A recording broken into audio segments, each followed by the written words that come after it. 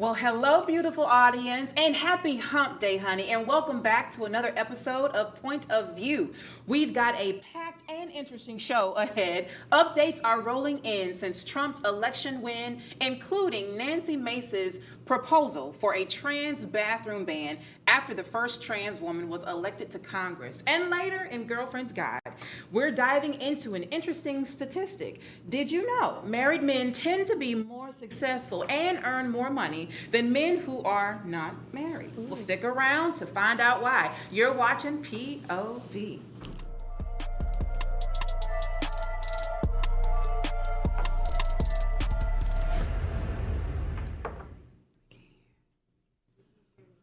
Well, South Carolina Rep. Nancy Mace is making waves on Capitol Hill with her push to reserve female spaces for biological women, not just in Congress, but across all federal property. Her proposed Protecting Women's Private Spaces Act has literally sparked conversation and controversy on the Hill and around the nation. So, I want to know, ladies, what do y'all feel about that? Like, do you think that she's stepping into territory that's more bullying, or is she really standing up for what her moral compass is telling her to do? Why would we think she's bullying?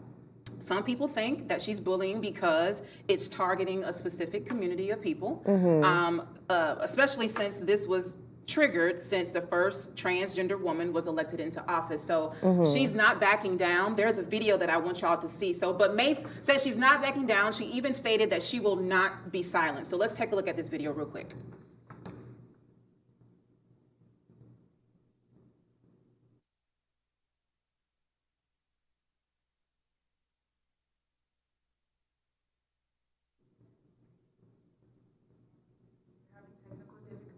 Biological men shouldn't be in women's private spaces, period. End of story. So this is specifically because Sarah McBride is coming to Congress. That and more. So, I mean, we can't do it here, we can't do it anywhere. I've been strong on women's rights for several years now, and it's time to make sure that we protect women and girls everywhere. Biological men shouldn't. Well, the timing of all of this is so controversial because this move came shortly after the House welcomed Rep-elect Sarah McBride, the first openly transgender woman in Congress. So the big question is Nancy standing up for her principles, or is she crossing the line into bullying, which is what I was asking earlier. So what y'all think?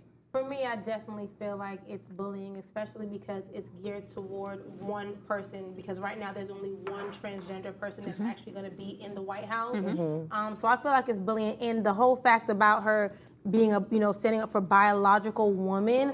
I don't know if y'all saw the Terminator or not back in the day, but Nancy Mace is giving big Terminator action. Like Big she's Terminator. not giving biological women. Yeah. What you feel, girl? Drink your tea. The tea is spicy, okay? I don't know. I don't know. I don't know. You don't know? I don't know. But what are you unsure of? Are you unsure about like her using the female restroom, or there being like an actual bill that's going to be passed potentially? I feel like there should be a unisex bathroom. Like there should be a bathroom geared towards, trans people as a whole, if you don't want them sharing the regular bathroom. But I do also feel like if a person identifies as a woman, then they should be able to go into the woman bathroom.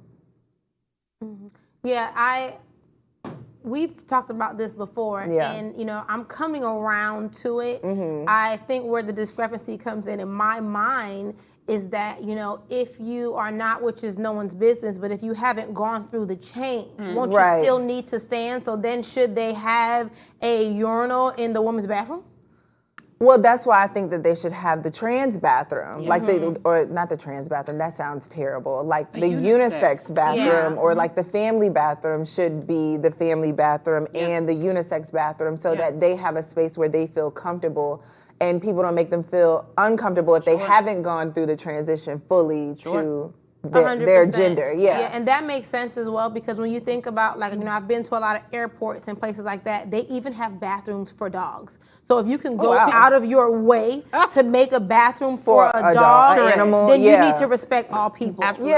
I agree. I think people should just be able to piss in peace right? Like, That's right. like literally just piss and peace, do your business and go on about your day. Yeah. I don't think that we should make this huge notion about it. I think a lot of folks are homophobic, Yeah, right? for and sure. they are not welcoming to a lot of LGBTQIA folks in the community. And we are seeing a number of folks who are coming out. And I believe this new rep, Miss Macbeth, she is going to be the first of many people who come into Congress. So kudos to her for standing for what she believes. And I hope that she is treated fairly and kindly when she enters the halls of Congress in January.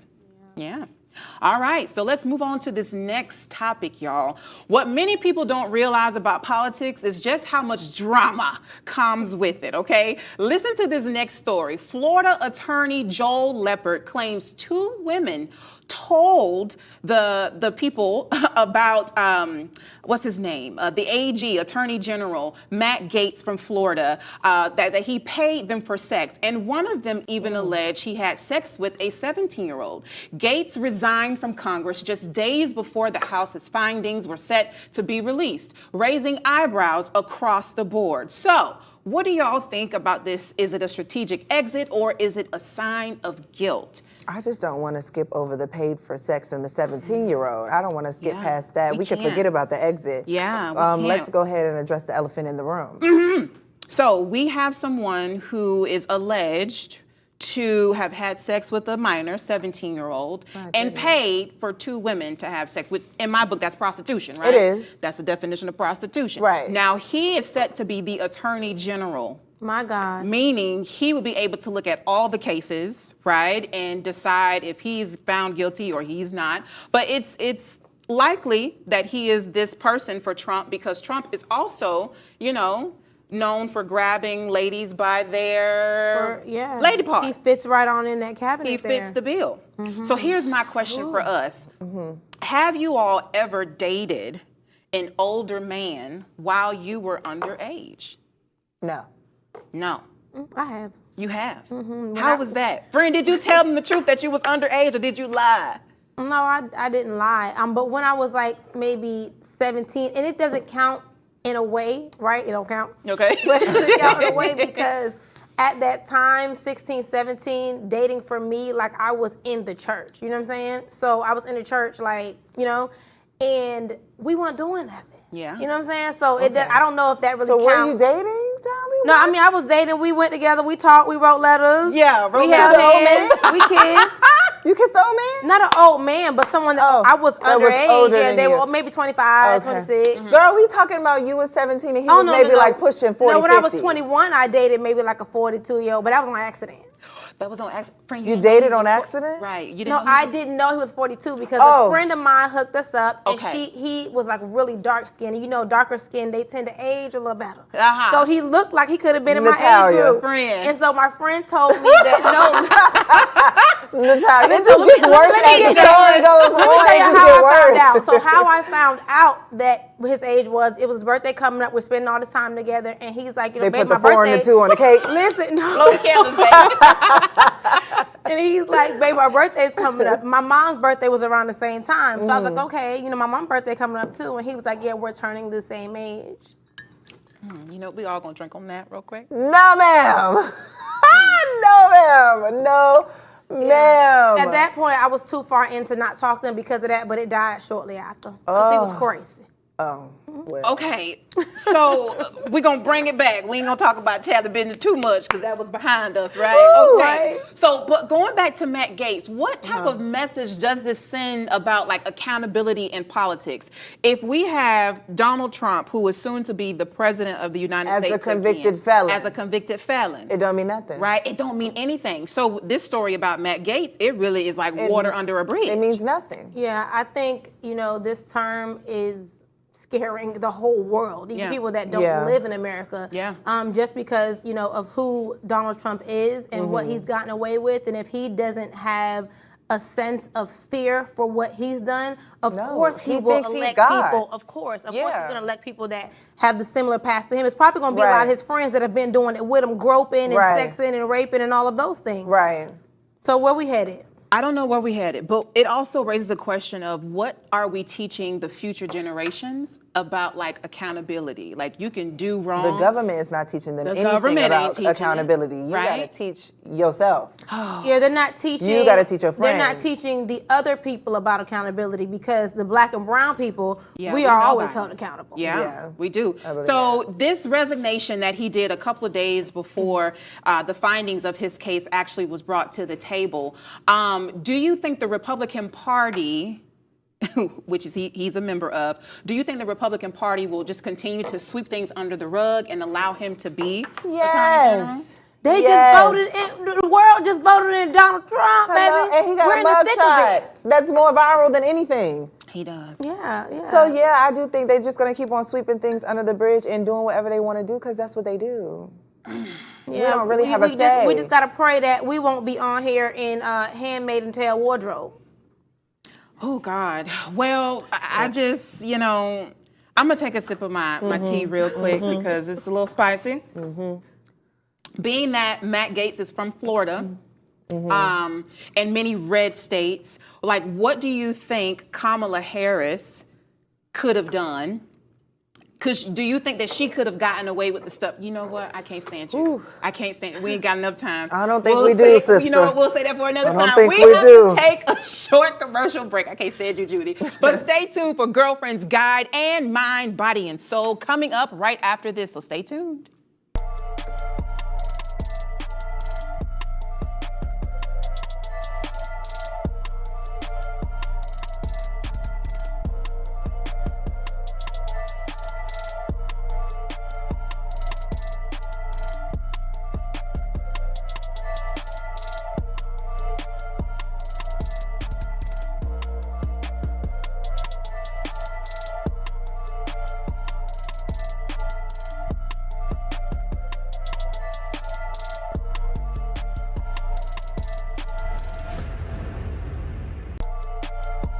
All right, y'all. So we are on our Instagram, Facebook, social media live right now. Just real quick, I want to ask y'all, what's the pettiest reason you've refused to date somebody? I want y'all to put your answers in the chat. I refused to date somebody because they were a mama's boy. That's a good one. That's a good one. Yeah, that could lead to a lot of issues down the road. What about you? That's a good one. You know, back in my day, Take your time. Take your time. I used to be really, really petty. Uh-huh. Okay, so I'm gonna say the pettiest reason that I refuse to date somebody is dirty nails. Ooh, that ain't petty. That's real. Dirty nails nasty. just make me it make me angry. Yeah. It make me really angry. angry. I'm not dating no mechanic. I'm sorry. I can't. Because of that reason. Hygiene because, is important. Yeah. Go ahead, Tally. See, y'all got me being the messy one today. Let's hear it. Do it, friend. So maybe my pettiest reason for not dating someone is because I went on a date one time with this guy and we had a great date. He put me as his screensaver on his phone. Right after the date, he must have had the best date of his life. He Two. said I would she say was two. It fine. wasn't the She best won. date of my life, but She right. won. He put on his screensaver. His baby mama, who was supposed to be his ex, saw it on the screensaver, hit me up on social media, told me the boy had AIDS, baby. I blocked, delete. I told her, baby, we don't even need no explanation. It's a wrap. I'm out of here. No. I ain't trying to find out. No. I wasn't ready for that, Tally. I Okay, see. so those of you who are tuned in right now, put your comments and stuff in the chat, please. We are getting ready to start the show again, so stay with us. Tally, you are.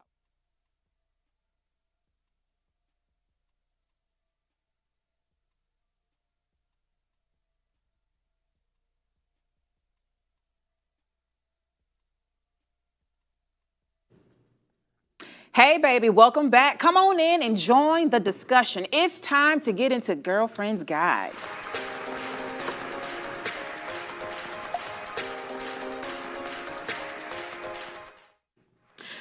Well, did you know that being married might actually give men the financial upper hand? Studies consistently show that married men tend to earn more, build greater wealth, and enjoy financial stability than their single counterparts.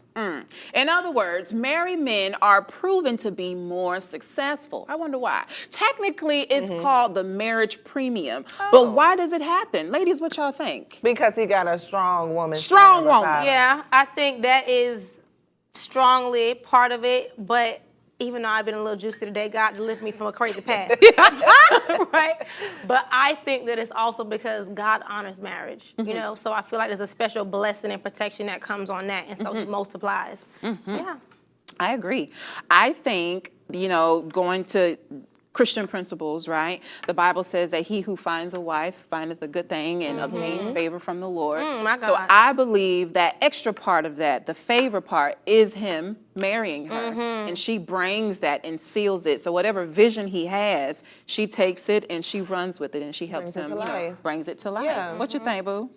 That's what I think. That's what you think? Yeah, I think the woman is there to help better the man just as much as the man is there to better help the woman. Right, and I think one thing that people miss on the basic mathematics of it is that, especially in this economy, but even before we got to this stage, when two people are putting something together, automatically, that's more, it's multiplied. Even the Bible says two is better than one. But then when you think about a guy that's dating and, they tend to feel like they don't have any obligation, they can date around. And if they're bold enough to date multiple women, that's constant division. Yeah. You're dividing that money up 2, 3, 4 times. Yeah. Yeah, bring it to the one house, baby. Let's get it together. Well, Okay. speaking of dividing responsibilities, honey, married men may have the benefit of a partner who helps manage home responsibilities, allowing them to focus more on their career.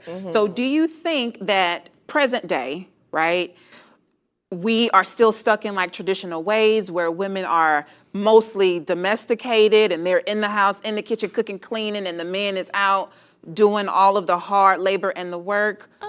I think it's situational, to be honest. Okay. Like, I've seen relationships where it is that, and I've also seen relationships where both partners are entrepreneurs and they're both equally, taking on responsibilities in the home. Yeah, and I feel like now there's a lot more couples that, the wife may not be working outside of the home, and so she's able to keep that home together, especially through content creation. Now. 'Cause, Yeah. baby, they cleaning, they Swiffer, Yes, they sir. wiping it You gonna down, watch it. and getting a check. You know what I'm Okay. saying? Yeah, so. I was a stay-at-home wife and mom for at least like a year and a half. Wow. Yeah.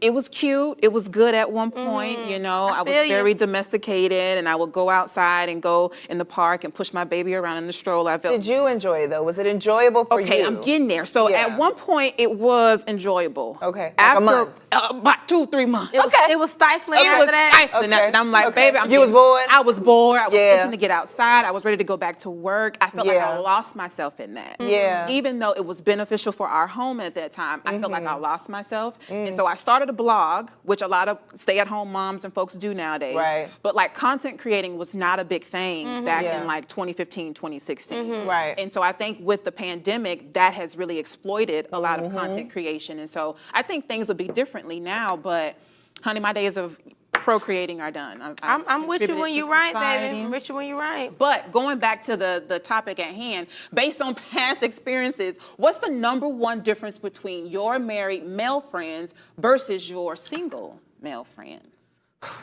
I just think responsibility. I think, do I have married male friends? I'm trying to think, do I have single male friends? that's real. Okay. I got a lot of single male friends, but I don't think I have. Tell me about your single male friends. I'll tell you about the married ones. Okay, period. Okay, let's go. My single male friends who aren't actually like dating for real, they are career focused right now. Most of my male friends are content creators. So they are very career focused in that. Like that's all that they do. They might hang out, have fun, but mostly focused on their careers. Okay. Yeah. So, I mean, obviously, the male friends that I have that are all married, they're all kind of family focused right now. Right. But they are also thriving in their careers, probably because them two done came together, baby. And now all of my married friends, we all live in big houses. I know that's right. Well, I agree with both. I have some male friends who are thriving in their singlehood, who desires marriage, but that's no longer their focus, right? And then I have married friends who are just enjoying their union and their family and their nucleus. And because I am now a single woman, I am trying to figure out, like, Where do I go? where do I go? Can I come over for the cookout? You know what I done. mean? And so done. I'm just trying to find my way, but all is well. I'm finding happiness. I'm in my career. Good. You Get know, back to you. boss, babe, all those sorts of things. And I so know it's that's just a right. rediscovery, right? Yeah. So even though marriage does not guarantee success, does it simply provide a stable foundation to thrive on?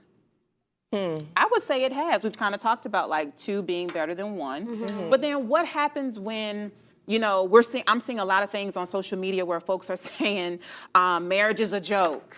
Like everybody who's married, they either unhappy or they putting on for the gram. And I would just rather have like a steady commitment instead of like marriage on paper. Is that a thing? Have y'all heard that? Yeah, I think we're definitely in that space now where people aren't, you know, honoring or appreciating marriage. And I think that because, you know, marriage to me is a faith-based union, and I feel like people are going in it without the faith, and then the union is just shattered, and they're, you know, trying to hold on for these fake definitions and pretenses that they're making up that just don't work. Yeah. So I feel like, you know, that's probably the biggest issue. Okay. Yeah. Well, all right. It's time to move on to the next segment, honey. Let's move on to unpopular opinion.